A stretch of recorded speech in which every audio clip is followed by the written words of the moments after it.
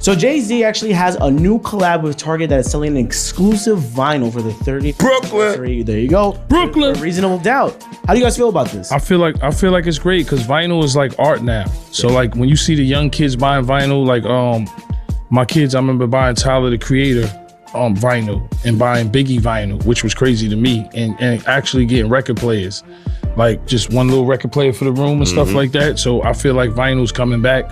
Used to go to the mall, see kids buy vinyl, but I think for Jay-Z, yeah, vinyl and Target, a lot of people's gonna buy that. But I know everybody not happy about it being with Target now. You actually very right, Uncle Murder. So why they not happy? Yeah, so it's apparently about, so Target had a pullback when it came to DEI efforts, right? So that correlating to the community, they weren't with that.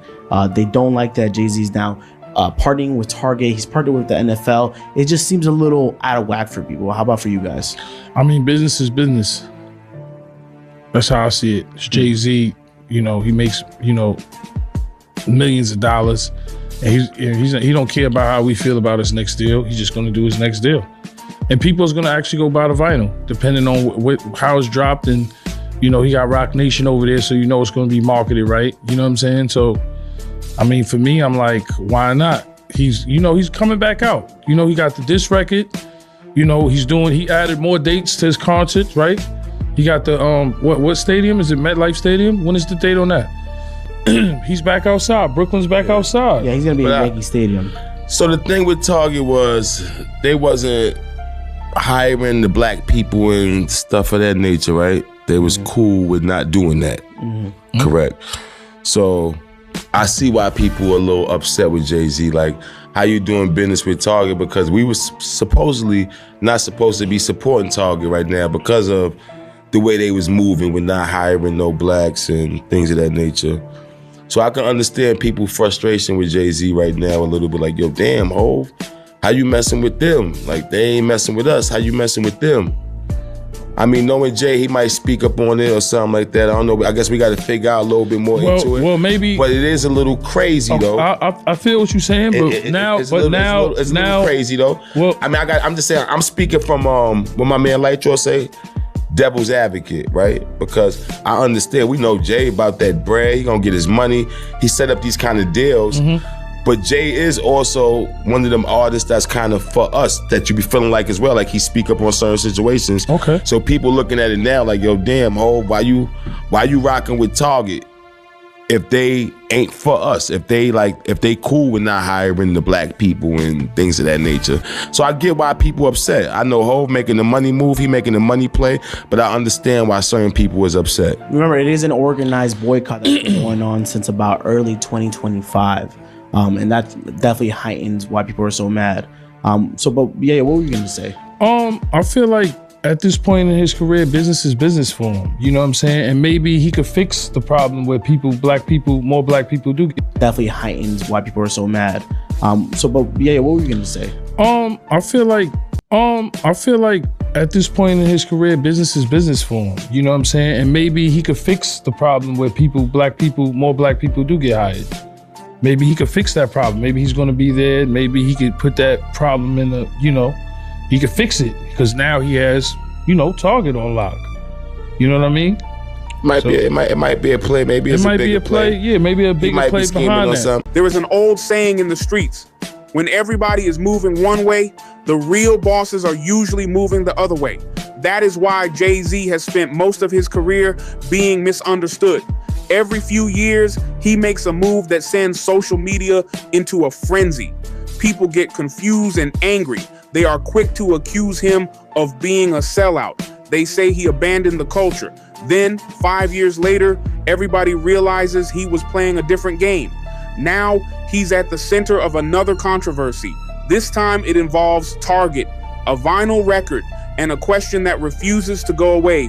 Is Jay-Z wrong, or is this just business? The debate exploded after Uncle Murda and Tony Yayo discussed Jay-Z's recent Target partnership for the 30th anniversary release of Reasonable Doubt. At first glance, it seemed harmless. Artists release exclusive vinyl editions all the time. Collectors love them. Retailers love them. Labels love them. Everybody makes money. Simple, right? No. Because when it comes to anything involving Jay-Z, it is never simple. Because Jay-Z isn't viewed like a normal artist. He's viewed as an elitist, a self-made billionaire businessman who, when people see him make certain moves, they expect explanations. The criticism started immediately. Some people argued that Target had become controversial. Others pointed to conversations surrounding diversity programs and Black-owned businesses. The argument was straightforward. If people are criticizing the company, why would Jay-Z partner with them? Why now? More importantly, why Target? The conversation spread across social media. Some people defended him, others attacked him. Then Tony Yayo said something interesting. Maybe Jay-Z has a bigger play? That statement changed the conversation. Because if there's one thing history teaches us about Jay-Z, it's that he rarely moves without a reason. Jay-Z doesn't stumble into rooms. He builds rooms, then buys the building and owns the block. That's how he's always operated. Most people are just looking at the move itself, but Jay-Z looks at the position it creates. This new move by Jay-Z isn't really about Target. It's about a pattern that stretches back decades and has made Jay-Z one of the most controversial businessmen in hip-hop history. To understand why people are angry today, you have to go back to another moment, another controversy in which Jay-Z formed a corporate partnership. Another time, the culture thought Jay-Z had crossed the line. The NFL. Back then, the criticism was even louder. Back then, emotions were even higher. And once again, Jay-Z found himself standing on the opposite side of public opinion. Most people remember Colin Kaepernick taking a knee. What they forget is what happened afterward. The NFL became a battlefield. Then politics entered football. Fans started to pick sides. Media outlets and big corporations had their own sides. The entire country was divided into two. Then Jay-Z entered the picture, and everything exploded. People expected him to fight from the outside. Instead, he walked through the front door. He partnered with the NFL. Suddenly, the same people who once praised him were questioning him. Why would Jay-Z do business with the NFL? Why would he align himself with an organization many believed had blackballed Kaepernick? Why would he risk his reputation? Then he delivered a statement that still sparks arguments years later. We've moved past kneeling. The culture lost its mind. Some people heard betrayal, others heard the strategy, but regardless of which side people chose, one thing became clear. Jay-Z wasn't playing the same game as everybody else. He never was. And that's exactly why this Target controversy feels familiar. The names and companies have been changed, but the argument remains the same. Is Jay-Z selling out, or is Jay-Z buying influence? Because there is a difference, a huge difference. And understanding that difference requires understanding how Jay-Z thinks, not as a rapper or a celebrity, and not even as a businessman, but as a strategist. Machiavelli once wrote, "He who wishes to be obeyed must know how to command." Most people spend their lives asking for a seat at the table. Jay-Z has spent his life trying to own the table. That's why these controversies keep following him. If the Target controversy feels familiar, that's because we've seen this movie before. Yes, it is a different company with a different headline, but it is the same story about Jay-Z. So, of course, you're going to get the same debate and outrage. The question wasn't about the deal, but about loyalty. In 2019, America was still divided over Colin Kaepernick. Some viewed him as a hero, others viewed him as a distraction. But nobody could deny one thing: his protest changed sports forever. The image of Kaepernick taking a knee had become one of the most powerful political images of the modern era. The NFL, the owners and sponsors were under pressure. The league was scrambling and it needed answers. And out of nowhere, Jay-Z appeared. Then everything changed. When Roc Nation announced its partnership with the NFL, the reaction was immediate. People weren't interested in hearing details. They weren't interested in hearing explanations. They had already made their decision. To many people, Jay-Z had crossed the line. The criticism came from everywhere: athletes, activists, fans, and media personalities. Even people who had spent years supporting Jay-Z suddenly found themselves questioning him. How could a man who built his image on representing the streets align himself with the NFL? How could he partner with a league many believed had punished Kaepernick? The criticism wasn't complicated. It was emotional. And, emotional arguments are powerful, especially when people feel betrayed. But Jay-Z wasn't looking at the situation emotionally. He was looking at it strategically. That's what separated him from everybody else. Most people saw a protest. Jay-Z saw a negotiation. Other people saw a fight. But Jay-Z saw an opportunity, and that's where things became uncomfortable. Because strategy often looks like betrayal to people who don't know the entire plan. Think about it. If your goal is to change a system, you have two options.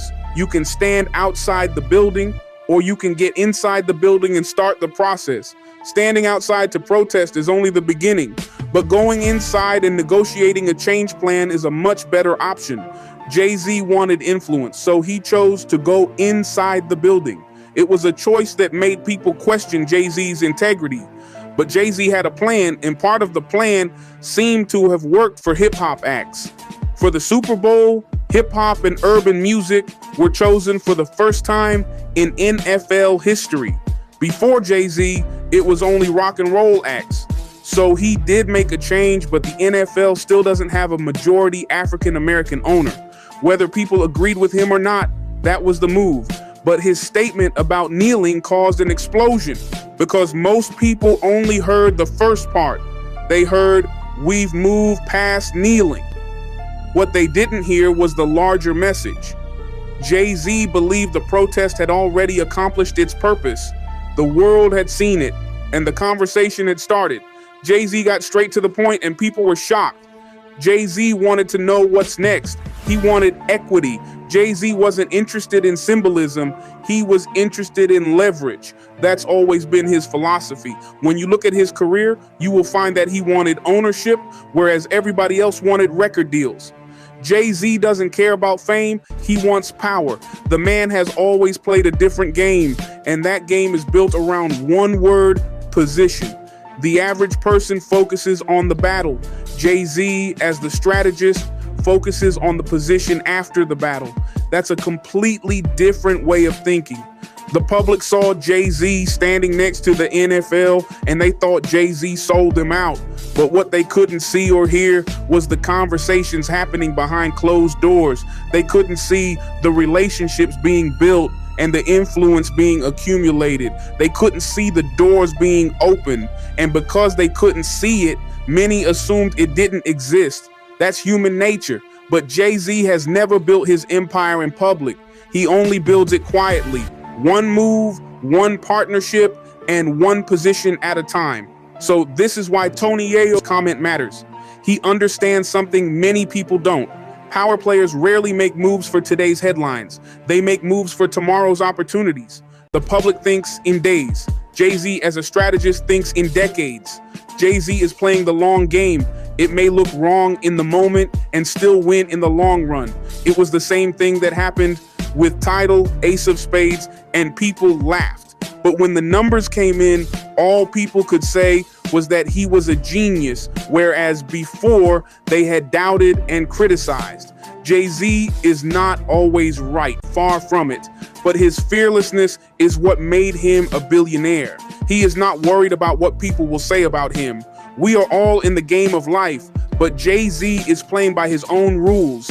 He always moved differently. So why are we surprised about the Target vinyl record deal? It was the same mindset that got him his NFL deal. It is the same concepts that built Rock Nation. That same mindset that transformed Sean Carter from a rapper into one of the most powerful businessmen in entertainment. When people are scared to make a move, that's when he risks it all and makes a move. Now let's go back to the Target vinyl deal. We have to ask a harder question. What if the people criticizing Jay-Z are looking at the move emotionally while Jay-Z is looking at it strategically? What if both sides believe they're protecting the culture? And what if the real disagreement isn't about loyalty at all? What if it's about how power should be used? because that question sits at the center of every major Jay-Z controversy. The NFL, title, his investments, and partnership. Now we have Target, and the same argument keeps returning. Should you stay outside the room and fight, or should you walk inside the room and take control? Jay-Z made his choice a long time ago. The only question now is whether history will prove him right once again.